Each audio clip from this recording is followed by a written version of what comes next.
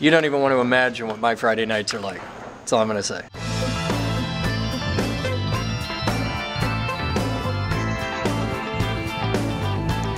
Hi there guys, I'm Chris Boden and welcome to today's Captain's Blog. We're here, again, working on Batman's truck. There's a bunch of other stuff going on through the building, but nothing terribly exciting. So, Batman, here, is working on his truck, here. Ta-da! And this is the rust coming out of it. Now this is an impressive level of rust because we're getting ready to install the shiny new gas tank. We have the ratty old gas tank, which is just damn. Just damn. Yeah, it's like that.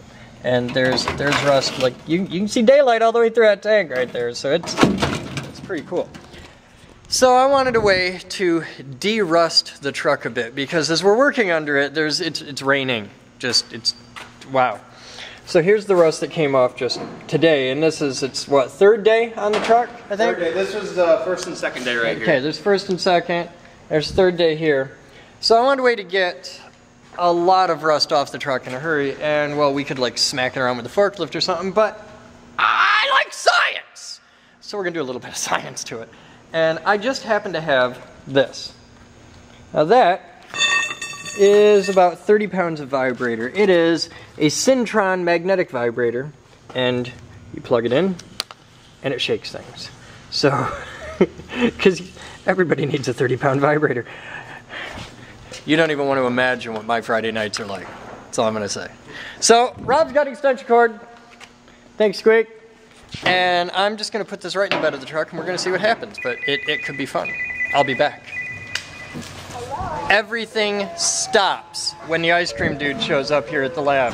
This guy is like, it's a thing. Okay, it's a summer tradition here at the Geek Group. Here's our guy. This is the ice cream dude. And we love him. Okay. He comes by here every day, and work just grinds to a halt for 10 minutes because we do ice cream. So we love the ice cream dude. Thank you, sir. You're welcome, sir. You Have rock. a nice day, everybody. You have fun. Alright, now we're going to do ice cream, and then after ice cream, back to science. So you guys hang tight a minute. We'll be right back.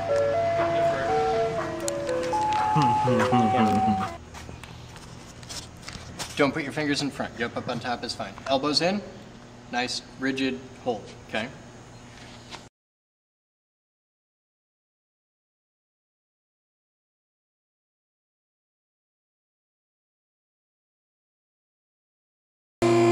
You're a power person. Oh, come on. No. Go.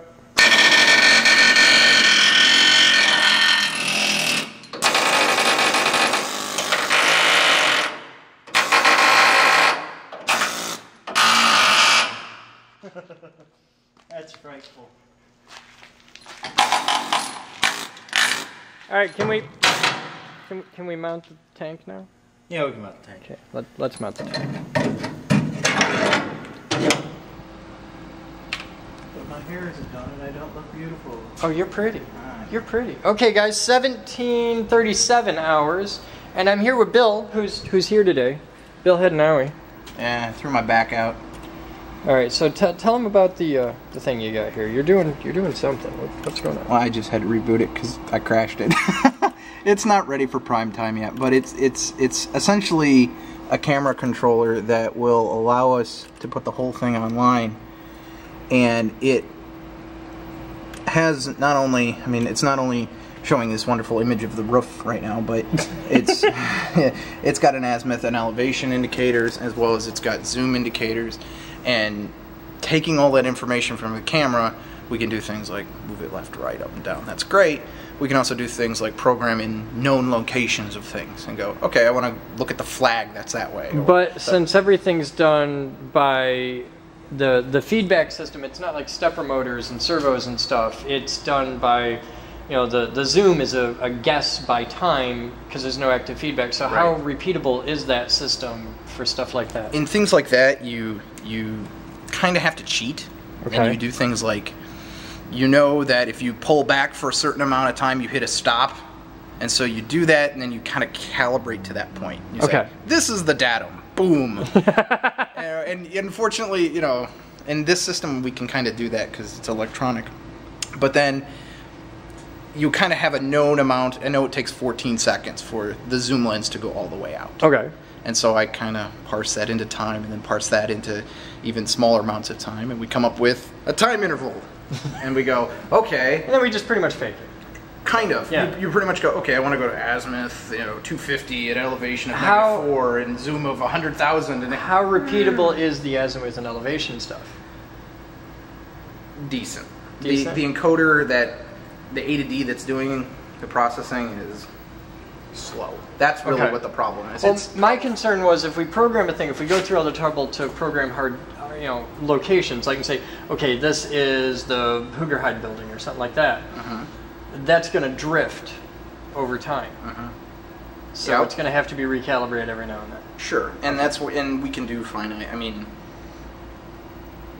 there are many ideas. You could do something like, okay, send it a command that says reset this set point. And it could reinitialize that set point to whatever you... I mean, there's all kinds of stuff. And if we get really serious about this, we can always just put encoders in the thing so that we know... Yeah, I have a feeling that it's running off like an 8-bit encoder, and so there's just big chunks of jump. Okay. So in other words, it's not very smooth as it goes across the numbers because it's got only 8 bits of resolution, so it's... But there is an encoder, right? It isn't... Because I was thinking it might be just like a potentiometer and it's doing this from voltage.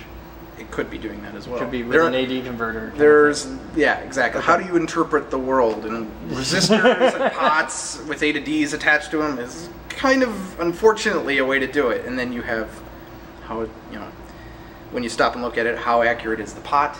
Yeah. How, is there any noise? slop in the turning? Yeah, okay. So then, and then even the wonderful gradients of temperature can make it, because it's sitting outside baking right now. Oh yeah, yeah. So as it does inside that thing, it's 120 degrees right now. Right. So as the temperature gradient changes, the voltage changes. So did it move? No, but it says. So. All right. So what's going on here? What do we get? What's the bottom field? There's just dirt on the screen. Oh, if I had my other. Hang on. Yeah, there's dirt on the screen. Yeah. Okay. It's So you've got obviously video, and then you've got these manual controls that are kind of just put in there for my sake right now. And in reality, we don't even need the window. But and then you have like the reporting of the zoom and things like. Right now it's reading XXX because it hasn't initialized. Down here we've got the client's controlled connect, which if I do this, hold on a second. You can see some error code. Let's blow that out. Gotta hide your mistakes, right? So we'll open it, and now when we come back over, you can see that the local host at a random generated port is connected. Okay. And now I can send it commands.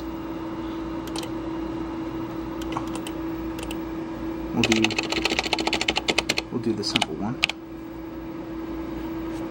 And this is all ASCII transmissions. Error, unknown command. Okay. You pissed it off. Yeah, I can't get to my ICD to tell what it is, but but that's that's how it communicates. And you can see that it's actually shown up what the command was, when it happened, who it came from. Is this connected into like our local Ethernet or anything? Yeah, you can be anywhere in the building and swing the camera anywhere you want. And that's and if whatever we put holes in the firewall, then it goes to a website, and that portion it almost becomes anybody could write a client. Okay. If we wanted to publish that information or whatever. I don't see why not. Anybody could write a client in any language because it's all running through simple telnet communications. So if lock the computer down so that people can't start doing bad things to it. But I mean, the computer itself is pretty much safe. Right. Poke a hole in the firewall, post it to the forums, and we'll let the members play with it. Yeah, when it's ready. It's not yet ready. Okay. There's a couple of things left. Right now it's dumping video imagery image in a big huge byte stream. It's almost 20 kilobytes, 21 kilobytes of image information. 4 times a second, obviously that starts to add up. So we need to cheat the system. We need to come up with a way that... We need a codec. Kind of. And because it's an image and not a video stream, which is doesn't really make a difference anymore today because of digital, you understand. But what we can do is kind of cheat it and say, okay, if this pixel has changed, update it. If not, move on. And in theory, that should shrink it down to just the relevant information. You get into codec stuff for the iframes and pframes and all that jazz, but that's that's trivial, and I'm wondering how much out of the box software we can use, Linux solutions and stuff like that already exist, because we're not the first people to have these problems. True. So we just pick and choose other people's software, toss it together, and we got a thing. True. There's many ways to think. Well, about it's it. exciting stuff, But though. I mean, it's cool. There's things happening. It's coming together, and Now, what's this? This looks like modem stuff down here. Right, because, well, basically, what we've got, this is just real term, but any terminal program can work. It's that's terminal program stuff? Yeah. Oh, the link between... I thought that was your software. No.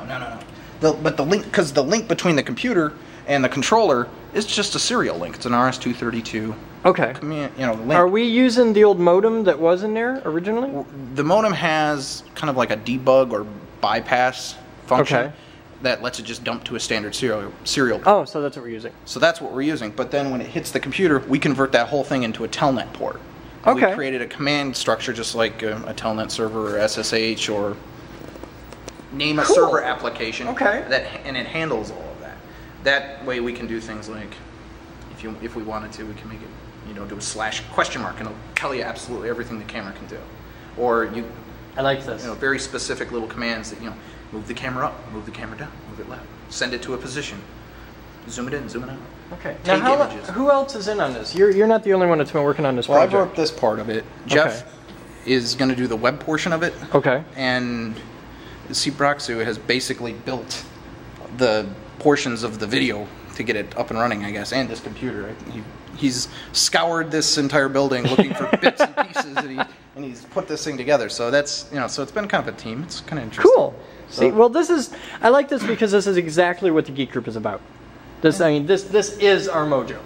It's bringing guys together from all over the country to work on a cool project. And I had nothing to do with this at all. I mean, I got you the stuff, and that was it. And you guys just ran with it, and that's awesome. It's been fun. And I mean, I would have done more, but unfortunately, I've been in other parts of the building working. Yeah, you're doing a robotics lab and all that. When I hurt myself, I was like, I'm just sitting in a chair or laying on a couch. I can write code. Yeah, exactly. just all right. Because last time you showed it in the captain's blog, it was two separate things. Yeah. Now it's one integrated piece of software. Okay. Because it's all built out in test pieces and stuff that all run independently. You keep rocking, and we'll have more on it as it happens. Absolutely. All right. And there's more information on this in the Geek Group forum, so you guys can check it out. All right. I'm gonna go bug Batman. Good. All right. He needs bugging.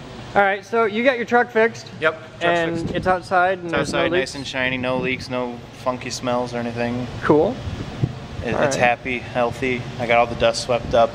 Yeah, it's all nice and clean. Look at that. Absorbing the gas I spilt. Cool. And now we're Cleaning up the rest of what's left of the cabinet.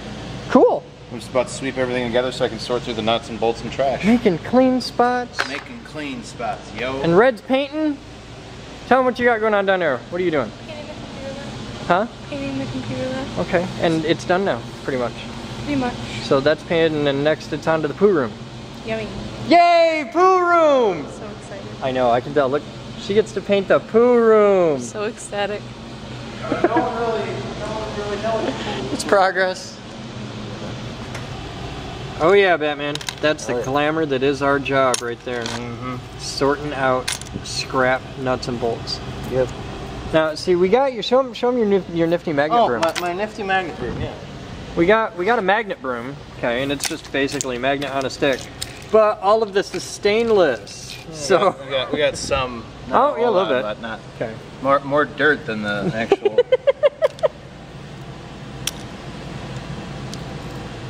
Yeah, gotta love my job. This is the glamour that is our life, Batman. All right, here's a computer lab where they are painting, and we're getting everything done. Gonna have to go back and redo some blue edging later because the walls turned out to suck really bad, and we're getting there though. It's getting cleaned up. Focus is a nightmare down here. The problem is it's spray painted, so all the edges are fuzzy, so that's not out of focus. That edge really is fuzzy. And the next room to paint is going to be right here, the poo room. This will be a joy. It's not so bad. Just here's how it looks on Wednesday the 17th. This is the poo room, and it's ugly. It's nasty. Look at all the old electrical. Look at that. Look at how they did the conduit. I mean, really, just, it's so bad. The electricians are cleaning all this up, and we're very happy about that. Because, man, the more I learn about this building's old electrical system, the more it scares the hell out of me. So, that's the day. You guys have fun. I'm gonna go eat dinner. I will talk to you tomorrow. That's today's Captain's Blog. And, as a side note, go to this link right here. Go there and vote. The Geek Group just got nominated for like the up and coming thing for August or something like that. And it's a thing. It's a thing. Go vote. Post this in your Facebook. Get your friends to vote. You guys can help out. It doesn't cost you nothing. It's a great way where you can help the Geek Group and it doesn't cost you a dime. You guys have fun. I'm Chris Boden and you're not. See it?